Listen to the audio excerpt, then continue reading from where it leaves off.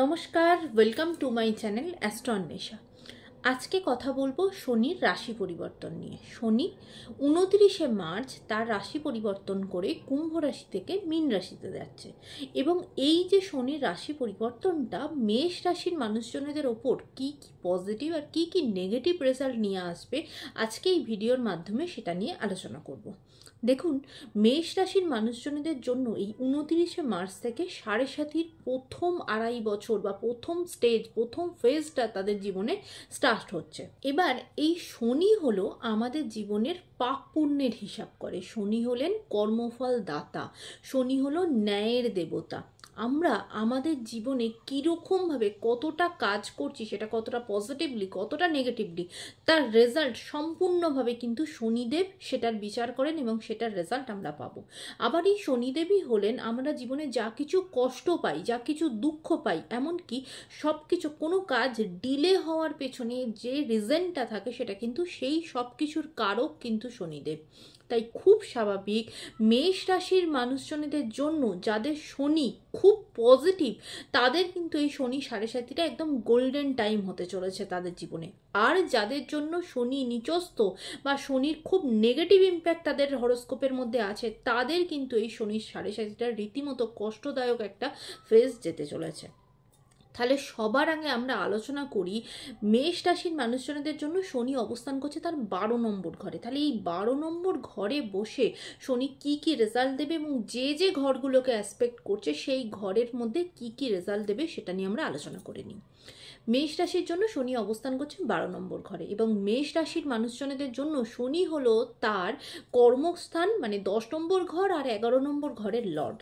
তাই জন্য এই যে শনির রাশি পরিবর্তনটা বা সাড়ে সাতিটা মেষ রাশির মানুষজনদের জন্য কাজের জায়গাতে একটা বিশাল পরিবর্তন নিয়ে আসবে। প্রথমত কাজের জন্য তাদেরকে এবার বাইরে যেতে হবে। যারা অলরেডি বিদেশে সেটেলমেন্টের জন্য চেষ্টা করছিলেন তাদের কিন্তু সেই সুযোগটা এই সাড়ে সাতিটা দিতে চলেছে।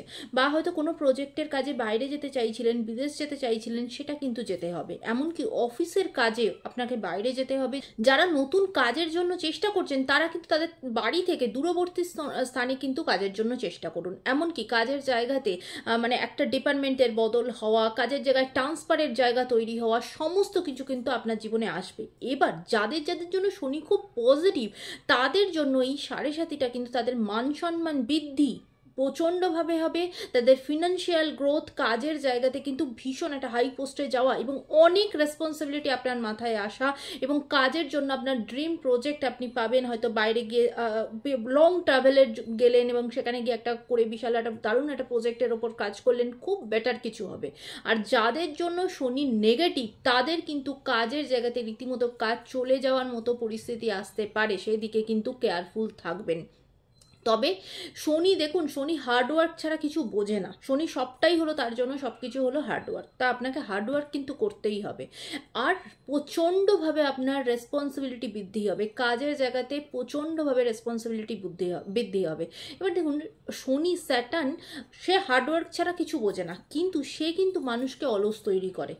এই সময়টা কিন্তু আপনি অলসতা আপনার মধ্যে এসে যাবে, অলস হবেন, কাজ করতে ইচ্ছা করবে না। আর যারা এই অলসতাটাকে কাটিয়ে যারা মানে ভীষণ হার্ডওয়ার্ক করতে পারবেন, শনিদেব কিন্তু সেটা তার রেজাল্টটাকে দেবে।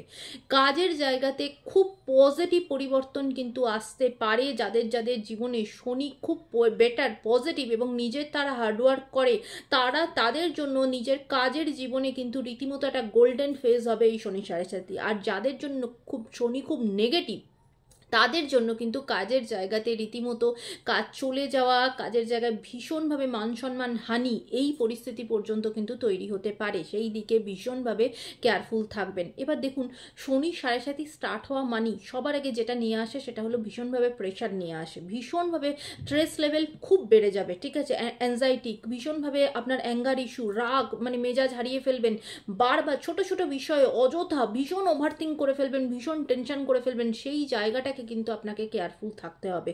আপনার নিজের ইমোশনটাকে কিন্তু ব্যালেন্স করতে হবে, কারণ শনি সাড়ে সাতি হলো শনি যখনই চাঁদ বা চন্দ্রের মুন তার কাছাকাছি যখন চলে আসে, চন্দ্র হচ্ছে আমাদের মনের কারক।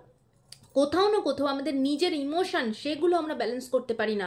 খুব ছোট ছোট বিষয়ে রেগে গেলেন, এই জায়গাগুলোতে নিজের এই ইমোশনটাকে কিন্তু কন্ট্রোল করতে হবে। আর যাদের শনি স্যাটার্ন খুব নেগেটিভ, তারা কিন্তু রীতিমতো ডিপ্রেশনে পর্যন্ত যেতে পারেন। তাদের ভীষণভাবে একাকিত্ব ফিল হওয়া, ভীষণ টেনশন, অযথা প্রচণ্ড প্রেশার নিয়ে ফেলা, এবং সেখান থেকে কিন্তু ডিপ্রেশন পর্যন্ত হতে পারে। সেই দিকে কিন্তু কেয়ারফুল থাকবেন। আর যাদের জন্য শনি খুব পজিটিভ, তারাও কিন্তু কাজের জায়গাতে প্রচণ্ড গ্রোথ হবে, কিন্তু তার সাথে সাথে প্রচুর প্রচুর রেসপন্সিবিলিটি কিন্তু বৃদ্ধি হবে। তার জন্য কিন্তু একদম মেন্টালি প্রিপেয়ার থাকুন। তবে এই ফেজটাতে যদি আপনি প্রপারলি কাজ করতে পারেন, সেই হার্ডওয়ার্কের সেই লেভেলে যদি কাজ করতে পারেন, কারণ তুমি বুঝতেই পারছেন, ধরুন একটা খুব বেটার একটা প্রজেক্টের কাজ করতে গেলেন বা বিদেশে গিয়ে পড়াশোনা করতে গেলেন, খুব স্বাভাবিক আপনার সেখানে পড়াশোনা বলুন, আপনার সেখানে হার্ডওয়ার্ক বাড়বেই, নতুন কিছু অ্যাডজাস্টমেন্ট সব কিছু আপনাকে করতে হবেই, সেই জিনিসগুলো বাড়বেই। তবে শনি 7.5 আপনাকে আপনার জীবনের শ্রেষ্ঠ শিক্ষাটা দেবে। এই ফেজটাতে আপনার কে আপনজন আর কে আপন নয়, কে আপনার অরিজিনালি বন্ধু আর কে বন্ধু সেজে আপনার সাথে ছিল, সেই সমস্ত কিছু আপনার সাথে সামনে এসে যাবে।